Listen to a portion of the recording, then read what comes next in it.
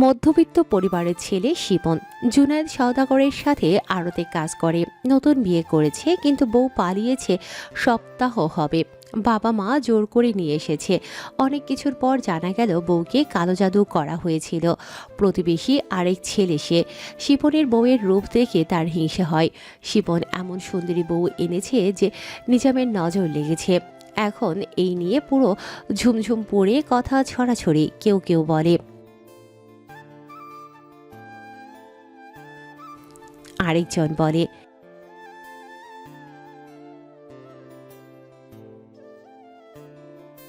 এই এক সপ্তাহে শিপনের বউ রাবেয়ার শরীর অনেক শুকিয়ে গেছে। সুন্দরী ফর্সা মেয়েটার চোখের নিচে কালো দাগ পড়েছে, চুল পড়া শুরু হয়েছে, মেজাজ খিটমিটে তার। হুট করে রাগ করে, আবার হুট করে কান্না। শিপন যখন বুঝতে পারল তার বউয়ের দোষ নেই, তখন সে বউকে মেনে নিয়ে ভালো কবিরাজ খুঁজছে।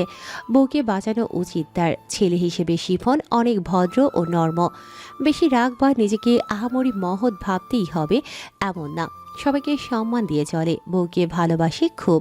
মুখে মুখে শুনেছে জুলফিকার নাকি কোনো কবিরাজ দিয়ে তার বউয়ের উপরে থাকা জাদুটোনা নষ্ট করেছে। এটা শুনেই সওদাগর মহলের দরজায় এসে পাহারাদারের কাছে অনুরোধ করে, আমার বউয়ের জীবন বাঁচাতে হবে, বড় ভাইজানের সাথে একটু দেখা করা লাগবে, উপকার করেন আপনারা। পাহারাদার ভিতরে ঢুকতে দেয়। সে চেনে শিপনকে, তাই বাধা দিল না। শিপন দৌড়ে এসে জুলফিকারকে ডাকছে। নিজের ঘরেই স্বর্ণের কারুকাজ নিয়ে খাটছিল জুলফিকার। ফালাক ঘুমে আচ্ছন্ন। কেউ ডাকছে শুনতে পেয়ে উঠে দাঁড়ালো। ফালাক নিজেও ঘুম থেকে উঠে চোখ পিটপিট করে তাকায়। জুলফিকার নিচে যেতেই ফালাক হাত মুখ পানি দিয়ে মাথায় ভালোভাবে কাপড় দিয়ে নিচে আসে। শিপন যেই জুলফিকারকে দেখতে পায় অমনি কাঁপা কাঁপা শরীরে সালাম দিয়ে বলে, ভাইজান, আমার বউরে বাঁচাতে লাগবে। জুলফিকারের ঠোঁট প্রসারিত হলো। এমন পুরুষ কতই বা পাওয়া যায়। আজকাল কেউ বউকে বাঁচাতে চায় না, একটা মরলে আরেকটা আসবে, এমন ধারণাই থাকে অনেক পুরুষের মধ্যে। সামান্য রোগ হলেও কেউ বউকে ডাক্তার দেখায় না। কিন্তু জুলফিকারের নজরে এমনও পুরুষ আছে যারা বউয়ের জন্য যান প্রাণ এক করে। একটু উপরের দিকে চেয়ে ফালাককে দেখে ইশারা করে বুঝিয়ে দিল। ঘরে যায়। পরপুরুষের সামনে আসতে দেয় না। এটাই তো একজন আদর্শ স্বামীর কাজ। ফালাক নিচে নামেনি, কিন্তু ঘরেও যায়নি। জুলফিকার কোন চক্রান্ত করে দেখতে চায়। আড়াল হলো শুধু। জুলফিকার বুঝেও সামনের দিকে ফিরে শিপনের উদ্দেশ্যে বলে, কি হয়েছে? ওরে নিজাম কালো জাদু করছে। এখন বউ আমার মরার মতো, শুধু ওর কাছে যেতে চায়। আমি শুনছি আপনি ভাবিজানকে উদ্ধার করেছেন কোনো কবিরাজের মাধ্যমে। আমার বউকে উদ্ধার করুন। কিভাবে করলো জাদু? তা তো জানি না। আমার সাথে চলো। ফালাক একটু কেঁপে উঠল। তাকে তো কালো জাদু করেনি, মিথ্যে অভিনয় করে বলছে কালো জাদু। যদিও ফালাক জানে না 4 মাস আগের কথা, তাই এখন ভয় পেলেও রাবেয়ার যেন কোনো ক্ষতি না হয়। তাই ফালাক নিজেও কালো বোরকা পরে বাইরে এসে বলে, আমিও যাব রাবেয়াকে দেখতে, ওর কাছে আমি থাকতে চাই। জুলফিকার হিংস্র চাহনি দিয়ে বলে, ঘরে যাও। বাইরের মানুষের সামনে তুমি করেই বলে জুলফিকার। ফালাক কঠিন কণ্ঠ শুনিয়ে ভয় পেল, তাও সাহস করে বলে, মেয়েটার বিপদ আমি দেখতে চাই। জুলফিকার ইশারা করে শিপনকে বাইরে যেতে বলে। শিপন যায়। তৎক্ষণাৎ আশেপাশে তাকিয়ে কাউকে না দেখে ফালাকের হাতটা টেনে ঘরে নিয়ে এসে বলে, কি তামাশা শুরু করেছিস? আপনি কি তামাশা করছেন? ওটাকে ধ্বংস করতে চাই। কতটুকু পারবি? যতটুকু পারি, আপনি হারলেই হলো। সুখে রাখছি তোকে, সুখ সহ্য হচ্ছে না। এটাকে সুখে রাখা বলে না। আপনি আবার অন্যের ক্ষতি করতে যাচ্ছেন, আমি মেনে নিব না। জুলফিকার ভ্রু কুঁচকাল, অতঃপর ঠোঁট প্রসারিত করে বলে, তোকে আমি একটা ভালো প্রস্তাব দিব, শুনবি? কপাল কুঁচকে ফালাক বলে, কিসের প্রস্তাব? আমার ভালো বউ হয়ে চল, দেখবি আমিও ঝামেলা বাড়াবো না। আপনি ঝামেলা বাড়াবেন না, আপনি তো ঝামেলা সৃষ্টি করছেনই। তুই কি রাবেয়াকে ক্ষতি করতে চাস? ফালাক আটকে উঠে বলে, না। তাহলে চুপ করে ঘরে থাক, আমি দেখছি। আপনি তো কালো জাদু করেন, আপনি কি দেখবেন আবার? যে বিষ তৈরি করে সেই বিষ নিঃশেষ করার উপায়ও জানে। বলেই হাঁটা শুরু করে জুলফিকার। পেছন থেকে তিক্ততার সাথে ফালাক বলে, আপনি কারো ক্ষতি ছাড়া ভালো করতে জানেন? পা থমকে যায় জুলফিকারের। পেছন ফিরে বলে, এই জুলফিকার সওদাগর যার তার ক্ষতি করে না, যে আমাকে আঘাত করতে আসবে তাকেই আঘাতের ভোগ করতে হবে। আমি কি আঘাত করেছি যে আমাকে আঘাত করছেন? তুই আমার সর্বনাশ করেছিস। তোর মতো সর্বনাশী আমার জীবনে না আসলেই ভালো হতো। বলেই চলে গেল জুলফিকার। ফালাক স্থির নয়নে দেখছে, চোখ দিয়ে তার টুপ টুপ করে পানি পড়ছে। বিছানায় ধপ করে বসে মাথা থেকে হিজাব খুলে কান্না করে দেয় গা কাঁপিয়ে। সে কি সর্বনাশ করেছে সেই জানে না। জুলফিকার তার থেকে সব কেড়ে নিয়েও বলছে সেই সর্বনাশী। এটা কি মেনে নেয়ার? তৎক্ষণাৎ কপাল চাপড়ে বলল, সব থেকে বড় ভুল আমিই করেছি। ওনাকে ভালোবাসার আবদার করে বললে উনি মেনে নিতেন। কেন যে মাথায় ভয় চেপে সব ভুলভাল বললাম। মেয়েটা বাঁচলে হয় এখন। সওদাগর মহলের বাইরে এসে শিপনের সাথে দেখা করে জুলফিকার বলে, আমার সাথে চলো। চলুন ভাইজান। জুলফিকার চলে গেল জঙ্গলের দিকে। শিপন কিছুই বুঝল না। জঙ্গলের মধ্যে এসে বাদাম গাছের নিচে বসে বলে, এখানে আগে ঠান্ডা মাথায় সব শুনবো, তারপর উপায় দিব। শিপন কপাল কুঁচকে বলে, উপায় দিবেন মানে কবিরাজের খোঁজ দিবেন না ভাইজান? জুলফিকার শীতল হেসে বলে, কবিরাজ যদি ভণ্ড হয় তাহলে তোমার সংসার শেষ। ভেবে দেখো কি করবে। এটা কিন্তু আদিম যুগ না যে মানবতা তোমার নিকটে এসে ঠাঁই দিবে। মানবতা আজকাল খুঁজে নিতে হয়। শিপন হতাশ হয়ে বলে, আমার বউকে বাঁচানোর জন্য কি করা লাগবে? নামাজ কালাম করো ঠিক মতো। ওই আর কি টুকটাক। অনীহা দেখিয়ে চলো, তাই তো? হুম। শিপনের কথাটা ধীরে প্রকাশ পেল, কারণ সে লজ্জা পেল। মুসলমান হয়ে যখন কাউকে নামাজ নিয়ে বলতে হয় পড়ি না, এটা আসলে লজ্জাজনক পরিস্থিতি। তাও অনেকে আছে নামাজ পড়ে না সময় মতো। জুলফিকার শান্তভাবে বলতে শুরু করে, জানো তো বদজিন কোথায় থাকে? শিপন মাথা দোলালো, মানে না। জুলফিকার বলে ওঠে, ওরা থাকে শৌচালয়ে, কারণ ওরা নাপাক।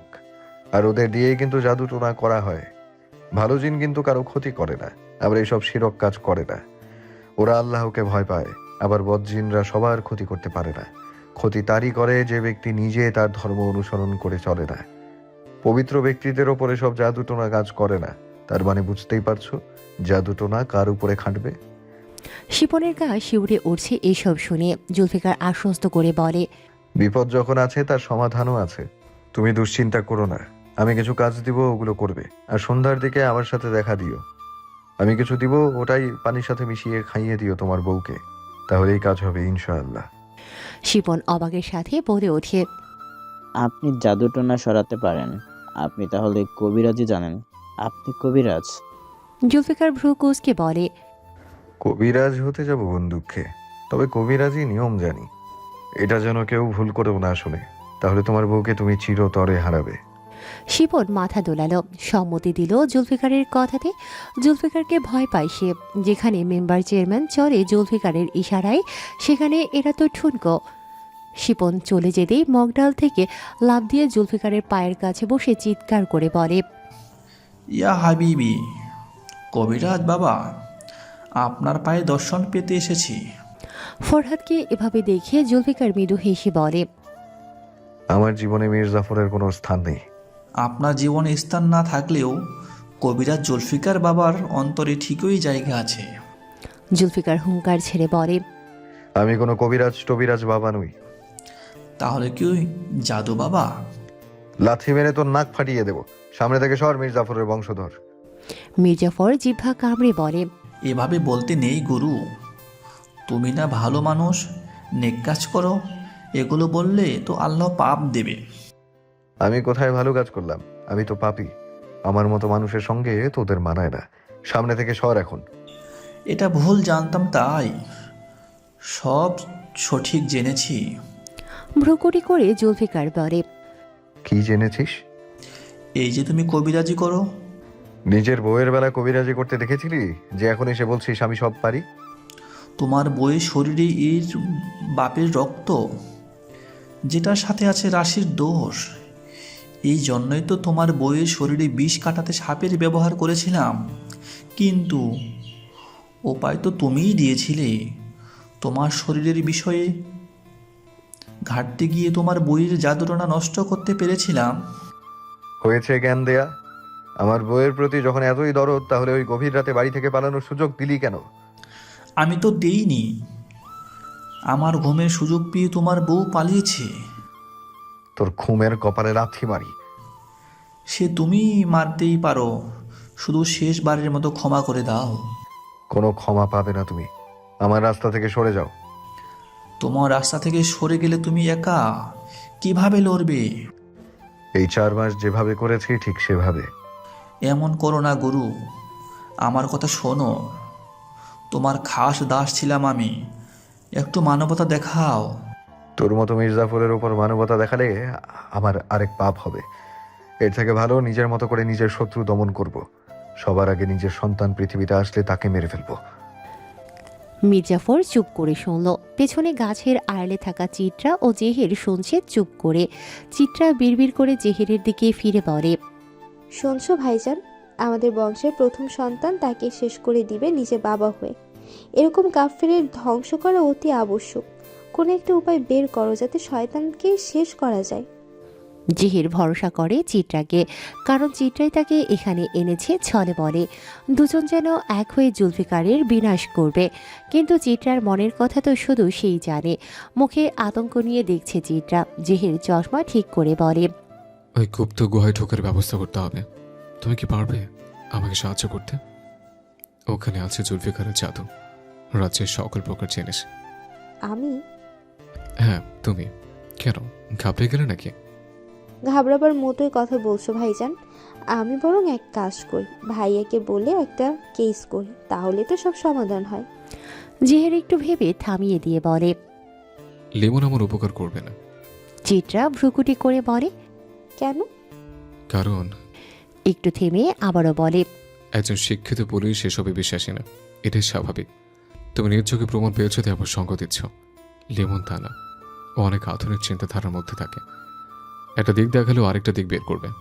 চিত্রা মনে মনে বলে, তোমার মতো শয়তানদের আমার ভাই ভালো করেই চেনে, তাই এমন করে। সে এখন শহরের দিকে কাজে ব্যস্ত, না হলে তোমার অবস্থা কবে শেষ করে দিত। ভাইয়া নেই তো কি হয়েছে, বোন তো আছে। পুলিশের বোন আমি, কম কিসে শুনি। ভেবে গলা খাকারি দিয়ে ভাবুক হয়ে বলে, আমার কাছে একটা উপায় আছে, বুঝতে পারছি না কাজে দিবে কিনা। কি উপায়? ওই যে মির্জাফরও। ওই মদন কোন কাজে আসবে আমাদের? চিত্রা একটু খেপে গেল, কিন্তু নিজেকে সংযত রেখেই বলে, ও মদন হলো কাজের আসছে, ওর মধ্যে অনেক গুণ আসছে। জিহির কপালে ভাঁজ ফেলে তাকালো। চিত্রা হালকা ঠোক গিলে বলে, এই যেমন জুলফিকার ভাইকে নিয়ে অনেক কিছুই ও জানে, এমনকি গুপ্ত গুহা। তুমি না বললে জুলফিকার ভাইয়ের পাপের সঙ্গী মির্জাফর, তাহলে আমাদের এখন কাজে দিবে কে? মির্জাফর? হ্যাঁ। কিভাবে ওকে নিজের কাজে লাগাবে? চিত্রা ভঙ্গিমা করে বলে, আমার ভালোবাসার ফাঁদে ফেলে। মনে মনে বলে, যেটাতে আমরা দুজন দুজনের উপর আগেই পড়েছি। জিহির একবার ওদের দিকে তাকিয়ে আবার ভাবছে, অতপর বলে, তুমি যদি ওকে ফাঁসাতে না পারো তখন? উপায় তো আরও ভাবা যাবে। এই যেমন ওর আশেপাশে ঘুরতে ঘুরতে ওর অনেক কিছু জানতে পারবো। গুপ্ত গুহা নিয়ে ওর আশেপাশে কোনো তথ্য থাকবে। কথাটা ঠিকই বলেছ, তো যেটাই করতে হবে সাবধান। হ্যাঁ, সাবধানই করতে হবে। আশেপাশের পরিবেশ যে ভয়াবহ, বলা যায় না কোন দিক থেকে কে আঘাত করে। ও, একটা কথা। কি কথা? মির্জাফর কোন এক নারীর প্রতি আসক্ত। কি বলো, প্রেম করে? জানি না, জানার আগ্রহ দেখায়নি, কিন্তু আফসোস শুনেছিলাম। তাতেও বা কি এমন হবে? আমি কি ওকে নিজের করতে যাচ্ছি নাকি? আমি তো যাচ্ছি গুপ্ত গুহা নিয়ে তথ্য জানতে, যে তথ্য তোমাকে দিয়ে দিলে আমার কাজ শেষ। জিহির সহমত পোষণ করে চলে গেল পেছন থেকে চিত্রার সাথে। যার সময় পেছন ফিরে চিত্রা ইশারা করে ফরহাদকে দেখালো। কাজ হয়েছে। ফরহাদ দেখতে পেয়ে মৃদু হেসে বলে, কাজ হয়েছে গুরু। জুলফিকার হালকা ঘাড় ঘুরিয়ে দেখে দুজনেই চলে যাচ্ছে। জিহির আসলে প্রথম দিকের কোনো কথা জানে না। ফরহাদ যখন তাকে কবিরাজ বলছিল, তখন লুকিয়ে লুকিয়ে চিত্রা আর জিহির গাছের আড়ালে মাত্রই প্রবেশ করে। শেষ কথাগুলো শুনেছে শুধু জিহির। ফরহাদ বলে ওঠে, আর এত কষ্ট করবে কি নিজের বইয়ের জন্য? সেই তো তোমাকে দূরে ঠেলে দিচ্ছে। আমার জীবনের এই মাস তুই দিয়েছিস নিমক হারাম। আমি তো ভুল বুঝেছিলাম। এখনো ভুলই বুঝছো। সরো সামনে থেকে। মির্জাফর কিছুই বলতে পারল না। চিত্রার কাছ থেকে এসে সুযোগ খুঁজছিল কখন জুলফিকার বের হবে। বের হলেই চিত্রার কাছে জানালো একটু দেরি করেই আসতে বলে, কারণ শিপনের সাথে কথা বলার সময়টুকুতে ফরহাদ বুঝে গেছে জুলফিকার কোনো খারাপ উদ্দেশ্য নেই, মানে নিজের সন্তানকে খুন সে করতে পারবে না। সবই জেহেরের চোখে একটা ধোঁয়াশা রাখছে। মির্জাফর ভালো করে জানে জেহের যে কয়বার খেলায় আসর সাজাবে, জুলফিকার অংশগ্রহণ করে জেহেরকে হারিয়ে দেবে, এটাই তার ভাবনা। সন্ধ্যার পর শিপনের সাথে দেখা করে মহলে ফিরে নিজ কক্ষে গেল জুলফিকার। ফালাক নেই কক্ষে, বোনদের সাথে আড্ডা দিচ্ছে। জুলফিকার ঢুকবার কিছুক্ষণ পর ফালাক এলো শরবতের গ্লাস নিয়ে। মুখে মিষ্টি হাসি, জুলফিকারের সূক্ষ্ম দৃষ্টি সেদিকে। মন স্থির করে দেখছে ফালাককে। ফালাক ভালোবাসা ভরা হাসি দেখাতে দেখাতে এগিয়ে এসে বলে, এই নিন শরবত স্বামী, অনেক ক্লান্ত তো আপনি। জুলফিকার এক ভ্রু উঁচু করে বলে, দুপুরে এক রঙ্গ, রাতে আর এক রঙ্গ। রূপ বদলানোর কারণ কি? ফালাক এখনো হাসি বজায় রেখে বলে, স্বামীর উপর কি অভিমান করে থাকা যায়? আপনি না আমার স্বামী। কাম কি আবার সারছে নাকি? ফালাক ভ্যাবলার মতো চেয়ে বলে, মানে ভুলভাল কিছুকে পীড়িত দেখানো হচ্ছে নাকি? ভুলভাল খাবো কেন? আমি কি আমার ভুলগুলো বুঝে চলতে পারি না? এত দ্রুত? আমাকে কি আপনার এতটাই খারাপ মনে হয়? ভালো বলেও মনে হয় না। মনে মনে খেপে গেল ফালাক, তাও অভিনয় করে বলে, আপনি বিশ্রাম করে এসছেন, এই নিন ঢক ঢক করে শরবত গিলে মাথা ঠান্ডা করুন। আমার সাথে গড়গড় করে ভালোবাসার মিথ্যা অভিনয় করার জন্য এখন আমাকে ঠকঠক করে শরবত খেলাবি? এমন বইয়ের জন্য নিজের কপালে নিজে উষ্ঠা মারি। ফালাক এবার অভিমানী রূপ নিয়ে বলে, আসলে ভুলটা আমার। বাকি কথা বলতে না দিয়ে জুলফিকার বলে, তোর না ভুলটা হলো তোর নিখুঁত অভিনয় সফল না হওয়ার। ফালাক উল্টো দিকে ফিরে নাক ফুলিয়ে রাখা নিবারণ করে আবারও শান্ত হয়ে বলে, দেখুন, আমি এতটা অবুঝ নই। আমার বাবা কখনো ভালো মানুষ না, এটা আমি জানি। আমার সব মনে না পড়লেও এটা মনে আছে আমার মাকে সে মারধর করত। তাই আমি জানি হাজার হোক আপনি না, বরং এই ঘটনার পিছে আমার নিজের বাবা আছে। জুলফিকার দেখছে ফালাককে, মনে মনে বলে, বউয়ের ঘিলু কাজ করা শুরু করলো নাকি আবার কেউ অভিনয় করার জন্য জাদু টোনা করলো? বেচারা জুলফিকার এখন বইয়ের প্রেম ভালোবাসা দেখিও ভুগছে। দুশ্চিন্তা বাড়ছে বইয়ের এই প্রেম প্রেম ভাব দেখে। অথচ সেই কিনা সারাটা যৌবন পার করলো এই নারীর থেকে ভালোবাসা পেতে। ফালাক দেখলো জুলফিকার অতিরিক্ত মস্তিষ্কের কার্য চালাচ্ছে, তাই দ্রুত গ্লাস নিয়ে জুলফিকারের ঠোঁটে চেপে ধরে বলে, স্বামী পান করুন আর ক্লান্তি মিটান। শরবত একটু গিলতে নিলেও ফালাকের প্রেম নিবেদনের জন্য ভোরকে সমস্ত শরবত মুখ থেকে কুলি হয়ে বের হয়, সোজা সিটকে পড়ে ফালাকের মুখে। চোখ মুখ ভিজে গেল সাথে সাথে। বেচারি প্রেম দেখাতে এসে পেছন দিয়ে বাঁশ খেল। নিজ ঘরের দিকে হন্তদন্ত হয়ে ছুটে চলেছে তাহির। সোফায় বসে থেকে দেখল লিটন সওদাগর ও তৌহিদ।